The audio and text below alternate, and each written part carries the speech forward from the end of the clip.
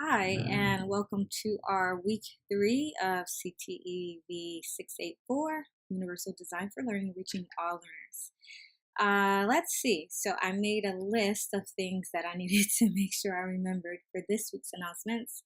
First, I want to say that you all are doing a great job at contributing, and also, I'm really impressed by your responses and your examples and your way of trying to really take the curriculum design and make it personal. I know that a lot of you have had some experiences with Universal Design for Learning, and I can see that in your responses. So, thank you. First, I'd like to start off with a little quick announcement that the lectures for Module 3 and 4, the audio parts, will be coming soon. The audio will take a little bit of time to upload and then make. So I will upload those lectures and you can feel free to go back to them sometime towards the end of the week if you need that review. The audio lectures serve as an opportunity for me to kind of give face-to-face lecture, even though it's kind of hard because you're not present and well, I can't get questions from you and the typical things that you'd have in a face-to-face class.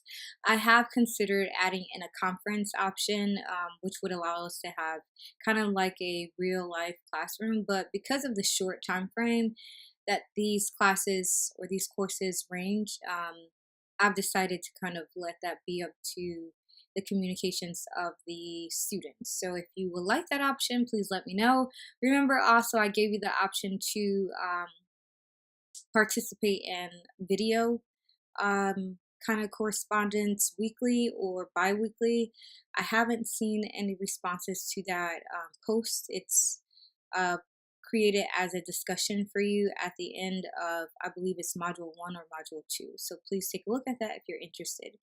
Okay, number 2 on my list, learning community norms and reviews. So I've been looking over some of the, just remembering some of the words that people use in their responses to um, questions that they have via email.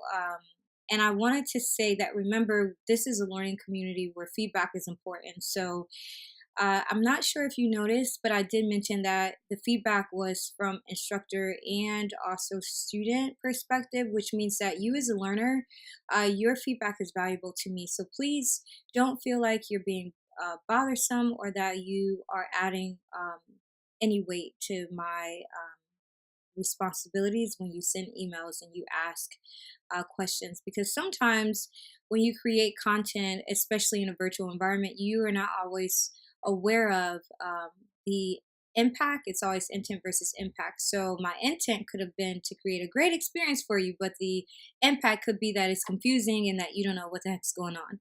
So your questions help even the the balance between impact and intent. So I appreciate those of you who ask a lot of great questions. Like Winston, I believe you gave me um, the inspiration to create the checkpoints so that people are not getting last minute feedback for their projects, which was super cool because I used to do that in other courses, but I totally forgot about it. So I really appreciated that email, which kind of made me think about, well, yeah, it's a very busy season, especially with family obligations and people having their kids at home for a week since CCSD is off for this coming week. So I appreciate all the emails to ask all the difficult questions or even just the simple questions because they help me balance impact versus intent. So please keep those going.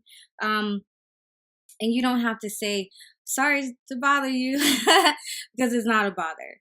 Next on the list is this week's assignment. So for this week, key things that I did was I made the quizzes due on Saturday, which gives you a lot of opportunity to um, respond to your family obligations if you have those, or just to get rest, or just professional personal responsibilities.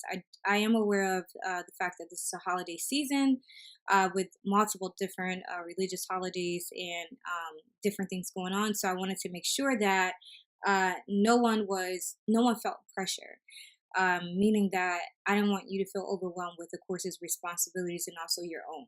So, quiz 3 and quiz 4 are due 11/24, and then quiz 5 is due 11/26, which gives you a little bit of gap if you're in modules 2 and 3. And module 3 is pretty short, so you could ideally do module 2 and 3 together. And then your midterm is not due until December 2nd. And I did that because then that gives you the weekend to kind of review. And also, if you're following the submission, if you're on track for you're in module 2 this week, then you'll be on track for the feedback. And the feedback for the last module, module 4, would come by Friday, so that gives you 2 days to review the feedback. And on that note, so I noticed with the first submission of responses for the midterm project 1 check-in, a lot of people didn't include the details that make their classroom.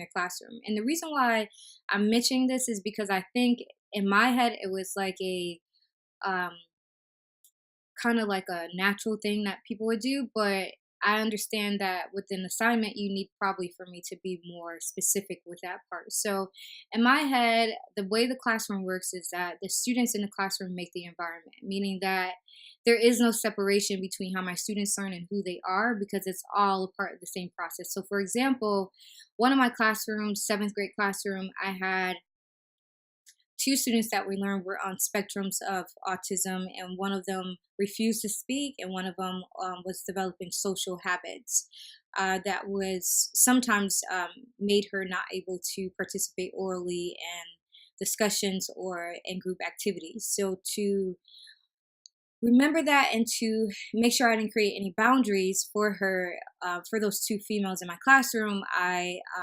intentionally created options that allowed multiple ways of action and expression. So, for example, the girl that refused to speak or did not want to orally participate in anything, she was allowed to have a whiteboard to correspond within her group. And then, even with her project, they were allowed to orally present or visually or through audio. So, those kinds of things, the types of students that they were and the things that came into who they were as students made a huge difference in how I would have described my classroom. So when I'm looking at your descriptions of the learning styles of your students, please add in those details because when you get to the end of you understanding how to really implement UDL, you'll be able to integrate the curriculum design with the students that are in mind. So the key thing you have to remember is that UDL is just like any other curriculum design, but it's purposeful and considering the actual environment and the students that are in it and then making it fit for those students so that they can be their best. So that's why I gave that example where I had to consider the types of students that I had as I described or considered design options for that environment because who they were, students, and how they learn were correlated. So make sure that in your first, the step 1, that you put those 2 together so you can see how your students, the way that they learn through the learning styles inventory. And you can use another thing if you like to. I know by this time of the year, I would have already known a lot about my students through different types of surveys and analysis that allow me to get to know them better. So feel free to use those if you want to as a supplement. But also remember that they go hand in hand. So who your students are correlates with how they learn, which then impacts how you should be designing your instruction and your curriculum overall.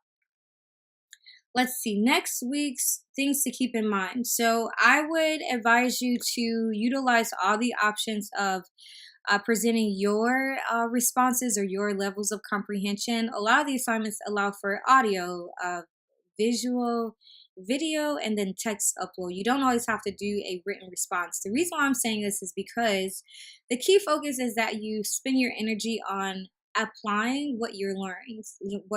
So you really need to focus in on doing the midterm project check-ins because that is a great opportunity for you to show what you're going to apply and then get that feedback. Ideally, you should be in the second module check-in if you're following along. If you're a little behind, I understand that.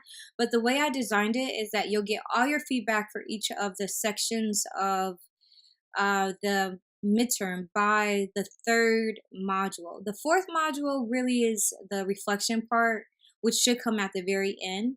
So, if it's possible, if you can keep up with those check-ins, that would be awesome.